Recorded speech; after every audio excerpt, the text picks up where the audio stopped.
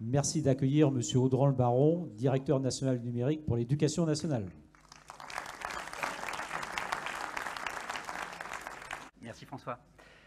Alors peut-être pour éviter de commettre tout impair ou crime de lèse-majesté, je vais dire une formule générique. Bonjour à toutes et tous, sans vos grades et qualités, je crois que c'est comme ça qu'on dit. Merci de nous accueillir dans cet endroit magnifique. Et merci François, Christine, de me donner l'occasion de parler et de resituer finalement le TNE, le territoire numérique éducatif, dans un contexte plus national de stratégie du numérique pour l'éducation. Et je vais commencer tout de suite, parce que tous ici, je crois, on souhaite avoir un développement raisonné et responsable. Je pense que c'est important d'insister sur ces deux termes, du numérique dans l'éducation. Mais c'est important, je le fais toujours, et pardon pour ceux qui ont déjà entendu ce discours de ma part, je radote, mais il faut toujours revenir à la question fondamentale de pourquoi on fait tout ça. D'une part pour clarifier un peu nos esprits, et d'autre part aussi pour peut-être convaincre tout un chacun, parce que je ne suis pas persuadé qu'il soit très naturel et acquis pour tout le monde qu'il faille absolument développer ce numérique dans l'éducation. Je trouve que c'est une question qui ne va pas de soi, et donc c'est bien de se le redire, de redire pourquoi finalement on développe tout ça. J'ai 4 grands éléments de réponse à cette question du pourquoi un peu général. La première, c'est ce qu'on met derrière le terme de citoyenneté numérique. Donc, pardon d'enfoncer des portes ouvertes, hein, mais voilà, nous vivons dans un monde qui est de plus en plus numérique. Toutes nos relations sociales passent de plus en plus par le numérique. L'accès à l'information passe par le numérique. Nos métiers sont largement informatisés. Donc voilà, donc ça c'est une évidence, et la conviction, mais qui est pour le coup très largement partagée, c'est que l'école a un rôle fondamental pour préparer nos élèves, nos enfants, à devenir demain des citoyens éclairés dans ce monde numérique. Et ça passe par plusieurs choses. Ça passe par l'acquisition d'une culture numérique pour savoir voilà, qu'est-ce que c'est, de quoi on parle, comment le numérique peut être un outil qui augmente la capacité d'agir, qui permet qui permet l'accès à l'information, etc., etc. Quels sont également les risques liés au numérique, et donc sensibiliser aux risques liés au numérique, à la protection des données, au cyberharcèlement, via les réseaux sociaux, etc. Donc c'est tout ce sujet de la culture numérique et de la sensibilisation aux risques. C'est le sujet aussi de l'aisance avec les outils numériques, c'est-à-dire que voilà, nos élèves, nos enfants ont beau être des digital natives, comme on dit en anglais, sont nés avec le numérique, mais ce n'est pas pour autant qu'ils sont à l'aise avec tous les usages du numérique, et donc voilà, acquérir une certaine aisance dans l'utilisation d'outils, de bureautique, de collaboration, de création, etc. Voilà, ce n'est pas forcément la même chose que d'être à l'aise dans les relations via les réseaux sociaux. Et puis c'est également des compétences. Ce sont des compétences numériques. Alors on les a répertoriées hein, dans un cadre de référence des compétences numériques, lui-même inspiré d'un référentiel européen. Donc tout ça est très structuré. Et on doit faire progresser nos élèves, et particulièrement un certain nombre d'entre eux, sur les compétences spécifiques du numérique pour développer une filière de compétences numériques, parce que c'est aussi ce qui va faire la souveraineté numérique de demain du pays et du continent européen. Si nous n'avons pas des élèves, filles et garçons, j'y insiste, qui développent leurs compétences et qui sont les futurs talents numériques de la France, eh bien, nous exposons à des risques en termes de souveraineté nationale et européenne. Donc, premier élément de réponse, c'est ça, c'est ce qu'on peut mettre sous l'ombrelle de la citoyenneté numérique. Deuxième grande raison, c'est le numérique peut être un outil au service de l'efficacité scolaire, de l'inclusion scolaire, mais j'insiste sur le peut, c'est-à-dire qu'il n'y a rien d'automatique à ça, il n'y a rien de magique. C'est pas parce qu'on met des tablettes, des ordinateurs, des outils numériques entre les mains de tel ou tel que, comme par magie, les choses vont s'améliorer. Donc c'est pour ça que je reviens, hein, il faut un développement raisonné et responsable du numérique. L'outil peut, quand il est bien fait, quand les professeurs y sont formés, quand ils sont utilisés dans les bonnes séquences de cours à bon escient, l'outil peut aider alors à l'inclusion, ça c'est une évidence parce que l'outil numérique permet d'adapter les interfaces aux besoins individuels de chacun, au handicap, etc. etc. Donc c'est évident que, et ce n'est plus à prouver, que le numérique peut être un outil, en plus d'autres, hein, pas le seul, mais au service de l'inclusion, mais également au service plus généralement de la différenciation des apprentissages, de l'individualisation de la remédiation. Ça n'est pas un outil nécessaire à cela, mais c'est un outil qui peut aider un professeur à avoir une vision globale de sa classe, de qui a quel type de difficulté, pour pouvoir apporter des remédiations personnalisées à chacun. Donc c'est un outil qui peut être mis au service de l'apprentissage, de la pédagogie, et il doit l'être autant que faire se peut. Troisième grande catégorie de réponse à la question du pourquoi, alors c'est plus dans cette fois-ci l'administration de l'école, c'est-à-dire que l'outil numérique peut, là aussi, quand il est bien fait et réalisé à bon escient, simplifier un certain nombre de tâches administratives pour les agents de l'administration, pour les parents d'élèves. Et donc, le fait d'avoir, et on parlait de parentalité numérique extrêmement important tout à l'heure, le fait d'avoir des services en ligne, un ENT, des services, des logiciels de vie scolaire qui permettent une interaction entre les parents, les élèves, l'équipe pédagogique, qui permettent d'avoir une vision de la progression de ses enfants, qui permettent d'obtenir des bourses facilement, etc., etc. Voilà, c'est l'outil numérique. Là encore, peut être une aide. Hélas, il est parfois vécu comme une contrainte parfois, parce qu'on n'a pas forcément toujours mis suffisamment l'accent sur l'expérience utilisateur, c'est le terme un peu consacré dans le métier de l'informatique, c'est-à-dire l'ergonomie, la facilité d'utilisation, la lisibilité. Voilà, ça ce sont des choses sur lesquelles il faut absolument qu'on travaille prioritairement pour que les outils numériques soient véritablement mis au service de ces utilisateurs, quels qu'ils soient, les élèves, les parents, les professeurs, les personnels de direction, les inspecteurs, tous les acteurs qui travaillent autour de l'élève.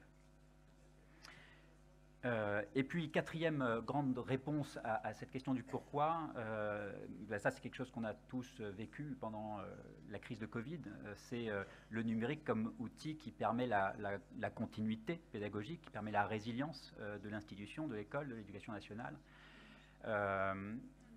Mais il ne faut pas le voir uniquement sous l'angle de la pandémie. Je pense qu'il y a des événements beaucoup plus quotidiens où le numérique peut, là encore, assurer la continuité pédagogique, la résilience de l'école. Ça peut être une route enneigée, inaccessible, qui rend tel ou tel établissement inaccessible. Ça peut être un dégât des eaux qui rend l'établissement inutilisable pendant une certaine durée. Ça peut être l'absence d'un professeur, etc., etc. 1000 choses du quotidien où le numérique peut, là encore, assurer la résilience et la continuité pédagogique.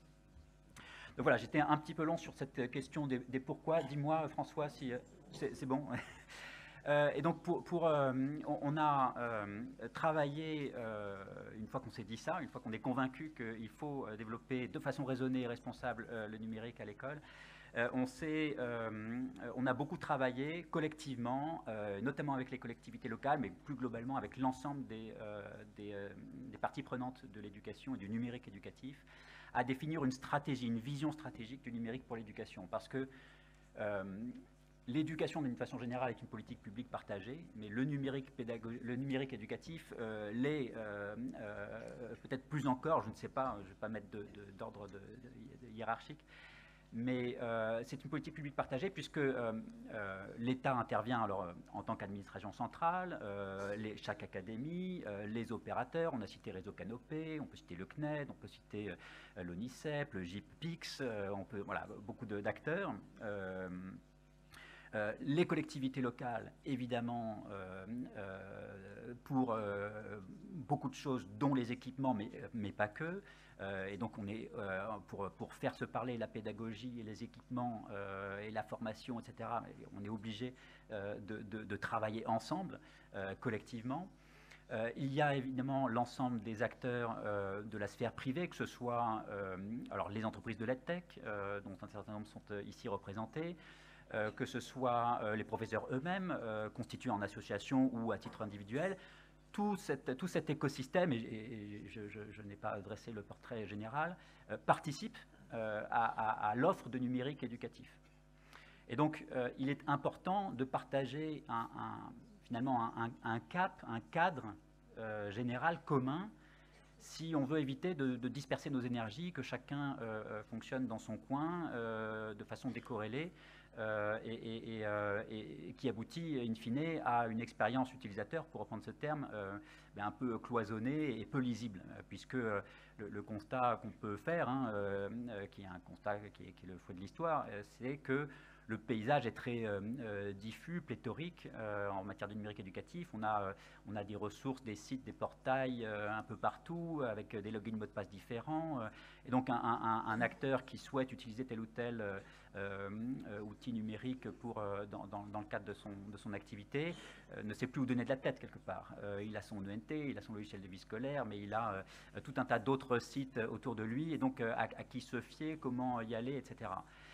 Donc, voilà, c'est tout ça qui a présidé à la nécessité de travailler ensemble à une vision stratégique du numérique pour l'éducation. Donc on y a travaillé pendant tout le premier semestre, et on continue d'ailleurs d'y travailler. Et donc on a concerté avec l'ensemble de ces acteurs, on a travaillé de la matière qui avait déjà été en réalité travaillée, notamment au sortir du premier confinement Covid, avec les états généraux du numérique pour l'éducation.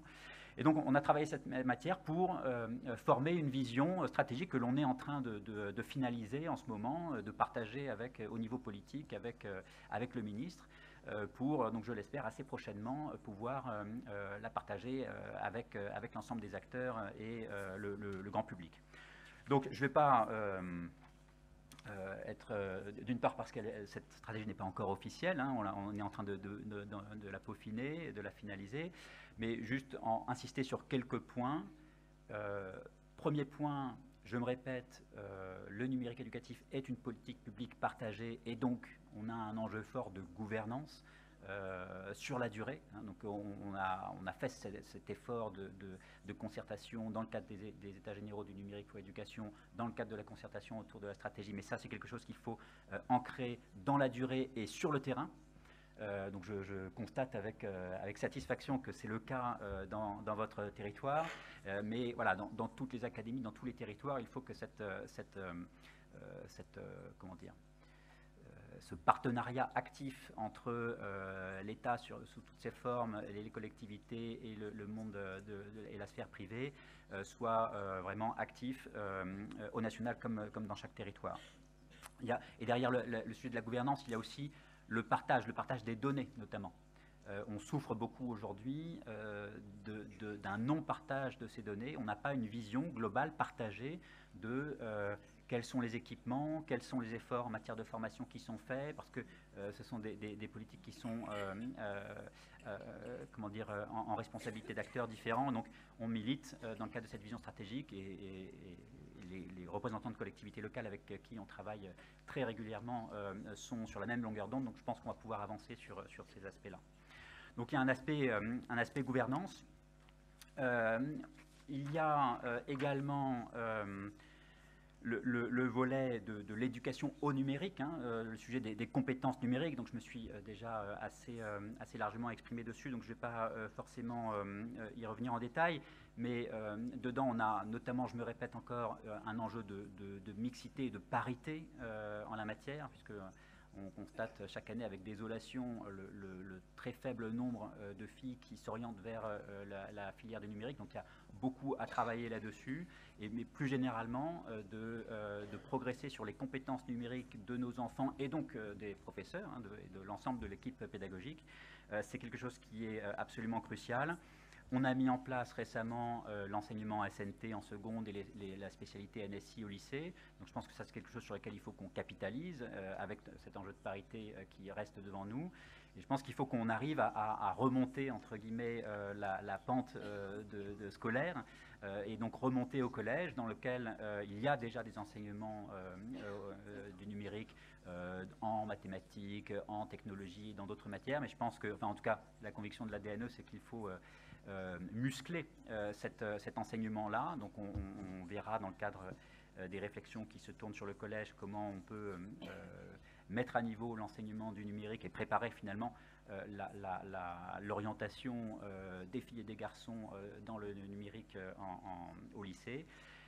Pour ça, évidemment, là, ça a été cité, hein, PIX fait partie des dispositifs sur lesquels, là encore, il faut qu'on capitalise et que l'on diffuse très largement aux élèves et désormais aux professeurs pour certifier leurs compétences numériques et également depuis cette année aux élèves qui rentrent au collège en 6e. Et puis, et je m'en arrêterai là, dis-moi François si j'exagère, hein, c'est bon.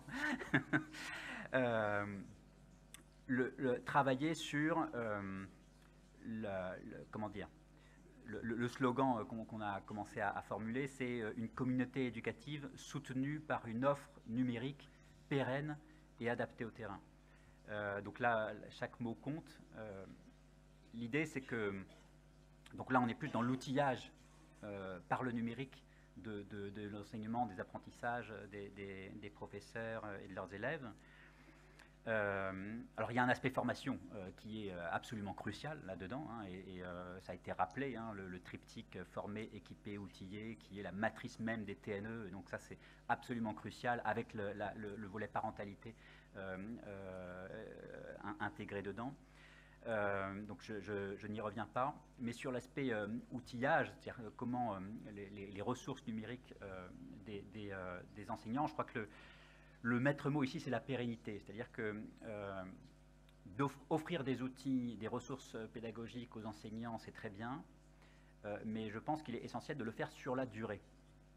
Parce qu'il n'y a rien de pire de dire, voilà, on met à disposition un certain nombre d'outils, mais ils sont mis à disposition pour une durée de 3 ans, 4 ans, parce que dans le cadre des marchés publics, voilà, il y a une échéance, et au bout de 3 ans ou 4 ans, les outils disparaissent, et les professeurs qui ont investi dans leur pratique pédagogique pour transformer leurs cours, leurs pratiques en intégrant ces outils, du jour au lendemain sont dépourvus de ces outils et doivent revenir finalement à la situation précédente. Donc ça, c'est pas possible.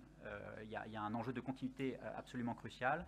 Et donc pour ça, on travaille sur plusieurs aspects. D'abord, alors ça peut vous paraître un peu théorique, mais sur l'orientation, et pardon pour le terme un peu technocratique, l'orientation plateforme que l'on souhaite donner au numérique éducatif. Ça veut dire quoi, en des termes un peu plus simples?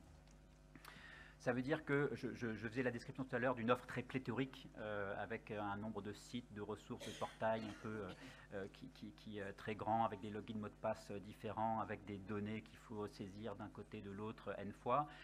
L'idée, c'est de dire il faut qu'on organise un peu tout cela. C'est pas l'État qui va tout faire, parce que de toute façon, il en sera incapable et c'est pas la solution. En revanche, l'État, il a un rôle à jouer qui est d'organiser, et cette notion de plateforme, d'organiser l'offre de numérique éducatif. Et le rôle de l'État là-dedans, il est d'offrir un certain nombre de briques d'infrastructures socles qui vont permettre à chaque acteur où chacun va s'en emparer pour pouvoir produire des services. Je donne quelques exemples. L'État fournit une brique de gestion de l'identité avec EduConnect qui permet d'éviter à ce que chaque site, chaque ressource ait à inventer un nouveau login mot de passe pour identifier, authentifier un élève, un parent, un professeur. Non, ça c'est l'État qui vient apporter une brique d'identité qui assure l'identification, l'authentification des élèves, des parents, des professeurs, et ensuite peut déléguer le reste aux acteurs. Donc ça fait partie des briques d'infrastructure qui permettent de fédérer et d'organiser finalement l'ensemble. Je peux parler aussi du gestionnaire d'accès aux ressources, le GAR, que vous retrouvez dans les médiathèques des ENT, voilà, qui est une brique qui permet d'organiser de façon fluide la diffusion des ressources au sein d'un établissement, par exemple. Donc l'État, il est là pour apporter ces briques d'infrastructure. Il est là également pour fixer un certain nombre de règles communes, et notamment d'interopérabilité. Alors là encore, ça peut paraître très technique, mais l'interopérabilité, c'est quoi? C'est ce qui permet de faire fonctionner les services ensemble, de permettre le dites-le nous une fois, c'est-à-dire d'éviter de ressaisir son nom, son prénom, son âge, sa classe, etc. n fois. Et donc de faire en sorte qu'une fois qu'on est identifié, eh bien, les choses sont fluides et sans couture, comme on peut le dire dans le jargon du métier. Je prends souvent un exemple. Aujourd'hui, quand vous utilisez les outils numériques, un professeur qui veut donner un exercice à sa classe, il va d'abord aller sur le manuel numérique pour aller chercher l'exercice en question. Puis, deuxième étape, il va aller sur l'emploi du temps pour voir quel jour, quel est le prochain cours dans lequel il peut donner cet exercice à faire.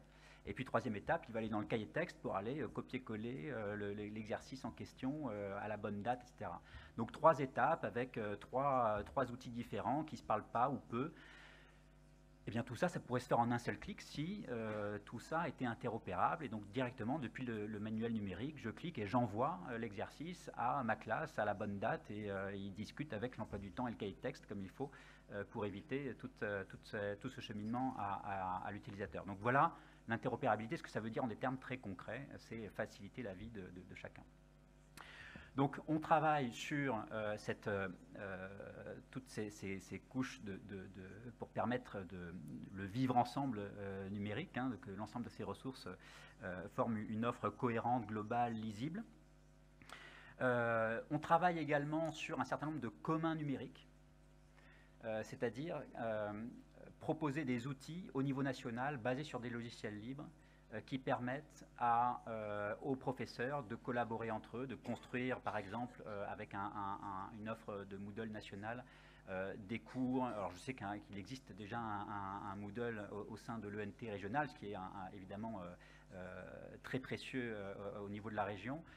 L'idée, c'est d'en déployer un à l'échelle nationale pour qu'un professeur de Vierzon puisse co-construire un cours avec un collègue ou une collègue de Lille, de Marseille ou autre, pour partager ses pratiques et collaborer ensemble.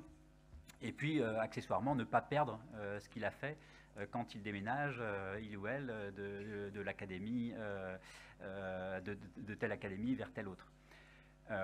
Donc, travailler sur des communs numériques à l'échelle nationale, qui soient des outils un peu de base qui permettent aux professeurs de s'en emparer et de faire cours avec, d'être des outils de soutien dans leur pratique quotidienne. Et puis, dernier aspect des choses, s'appuyer également sur toute l'offre des EdTech. Donc dans le cadre des TNE, il y a un certain nombre d'offres qui sont mises à disposition dans le cadre de marchés publics. Et pour pérenniser cela, l'idée, mais qui est encore en cours d'itération et d'arbitrage, l'idée de pouvoir faire bénéficier nos professeurs, les équipes pédagogiques, d'une sorte de contre-source. Alors c'est quelque chose que l'on pousse, tout n'est pas encore arbitré, mais qui soit une sorte comment dire, oui, de contre-source, de chèques virtuels qui permettent d'acheter facilement telle ou telle ressource numérique, que ce soit un manuel scolaire, que ce soit une ressource spécialisée dans tel ou tel aspect, de façon plus facile qu'aujourd'hui et qui permettent justement cette continuité, cette pérennité versus la technique du marché public qui peut avoir un sens un temps donné, mais qui n'a pas forcément cette vision longue dans la durée qui est absolument nécessaire dans la pratique des professeurs. Donc voilà quelques éléments sur lesquels je voulais appuyer un focus de la stratégie et qui rentre en résonance très largement, évidemment, avec ce qui se fait dans le cadre des TNE. Pardon si j'ai été trop long, mais je pense qu'il était important de poser quelques points majeurs là-dessus. Merci.